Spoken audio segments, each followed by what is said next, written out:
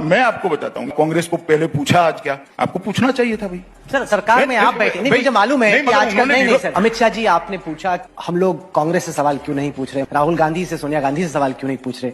Sir देश की जनता ने आपको चुना है सरकार चलाने के लिए, जो सत्ता में बैठता है सवाल उससे पूछे जाते हैं। मोदी सरकार का बीजेपी का वायदा था कि भारत की अर्थव्यवस्था 10% की जीडीपी ग्रोथ रेट आप डिलीवर करेंगे, जो आपका प्रॉमिस था और जो डिलीवरी है उसमें इतना बड़ा गैप क्यों।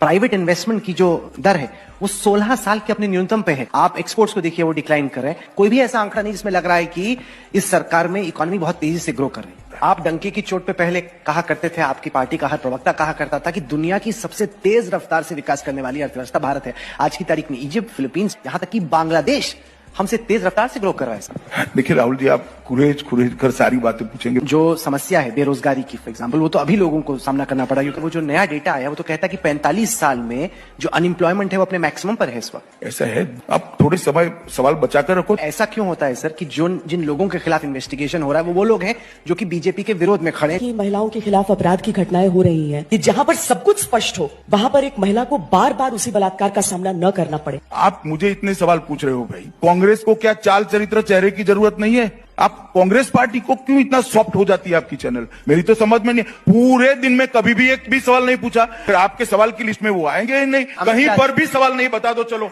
मैं मेरी बात वापस लेने के लिए तैयार, या तो आप फिर स्वीकार कर लो। नहीं, मैं बताता हूं ना, देश की जनता आपसे उम्मीद रखती है, इसलिए आपको देश की जनता हमसे, पार्टी विद द डिफरेंस आप हैं, इसलिए सवाल आपसे पूछे जाएंगे कि आप भी कांग्रेस से कड़े सवाल करो।